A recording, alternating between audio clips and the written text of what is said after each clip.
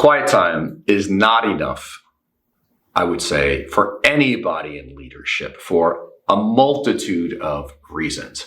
Quiet time basically is a devotional that I spend a little bit of time with God in the morning. Generally, people will spend a little time maybe praying some requests they've got before God, read a little bit of the Bible or a devotional book, and then boom, off to the races. But the goal of a quiet time is basically that you spend a little bit of time with God. And so hopefully you're going to be paying attention to him all through the day until you go to bed. That's the goal. It's not sufficient for, I would say, any leader, because it underestimates severely the beast of the culture which seeks to cut us off from union with Jesus.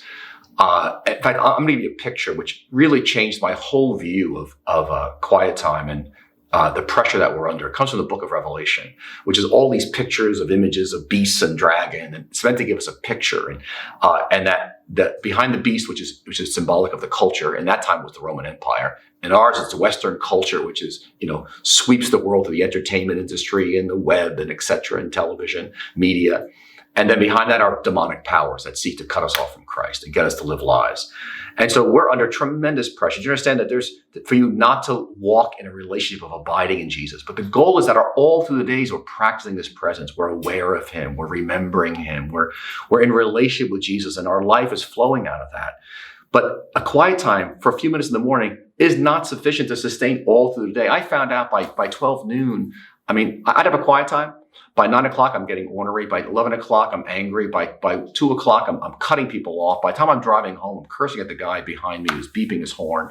It's just not enough. What changed my whole life was actually learning from monks and watching their life. And they actually stop and pause 3, 4, 5, 6 times a day. And they stop for short intervals. They integrate a little bit of silence into it so that when they go to work, and they work jobs, they're practicing his presence. They're aware, because praying is remembering God, being aware of him. So right now you're listening to me and I'm speaking, but we can be praying because you're aware of God. I'm aware of God. That's when Paul says pray always, that's what it's about.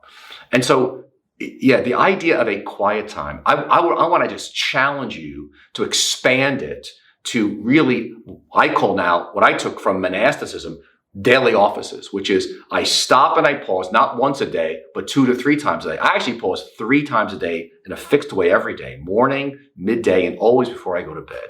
And I remember God. But what it's done is it changed my life. It's probably been almost 15, 20 years now, so that I'm much more aware of God all through the day.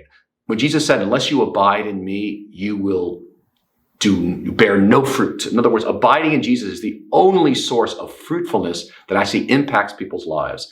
So for us as leaders, the number one role in our lives is to figure out how can I remain in Jesus all through the day. And so the reason I stop is not stopping. It's so that when I'm active, I'm remembering him. So let me invite you actually to see yourself as a monk.